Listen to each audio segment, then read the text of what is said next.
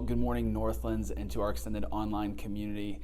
I hope your morning is starting off right. I am excited to share with you once again for another devotion. As I mentioned yesterday, we are in this series now for the month of August at Northlands that we are calling Anchors for the Soul. And the purpose for this is really just to walk through navigating the storm well.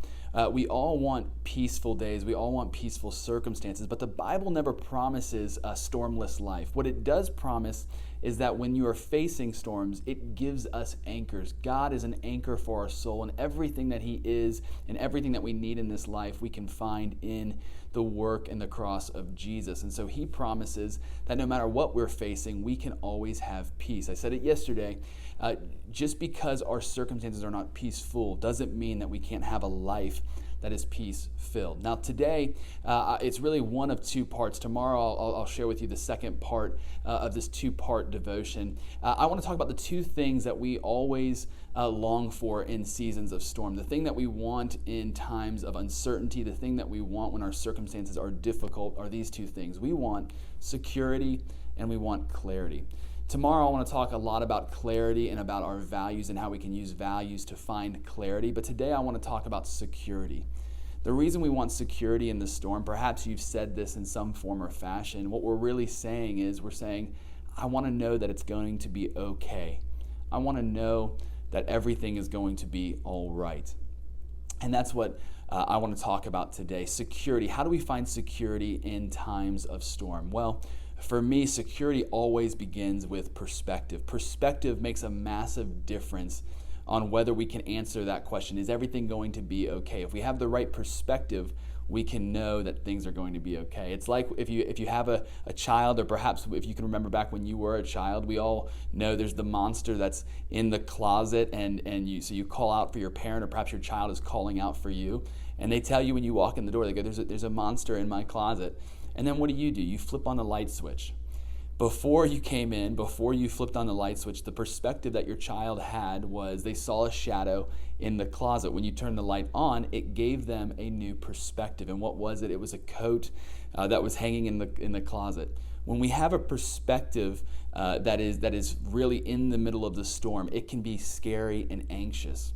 But God invites us to take on His perspective, and the perspective that He has will never fill us with anxiety or depression or worry, because He is not depressed, anxious, or worried. When we take on the right perspective, it changes things. I recognize the fact that right now we are in the middle of a storm. 2020 is no joke. But I also just want to point out for more perspective, 2008 and 2001 for us was also significant. If you recall, 2008 was our market crash. 2001, the World Trade Centers came crashing down, and those crises changed a lot of things. But what happened? We got through them.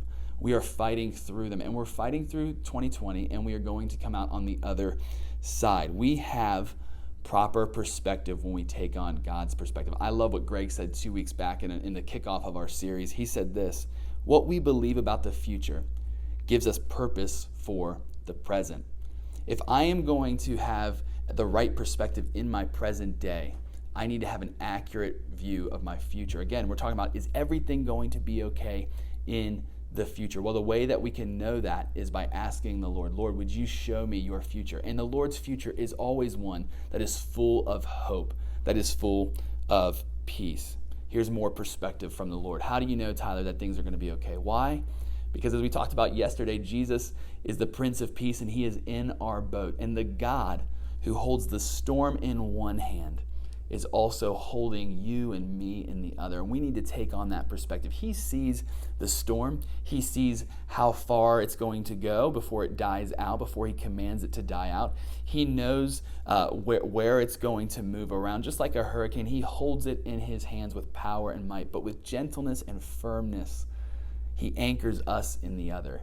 He holds us fast when we are experiencing storms. Today, I would just ask you, what's the perspective that you have? Are you looking at the storm from the very center of the eye of the hurricane? That's a scary place to be in. Would you ask the Lord today, Lord, give me your perspective of my life, my circumstances, the storms that I am facing. And I promise you, hope, peace, joy will fill your heart, because He will be faithful to show Himself off in your storm.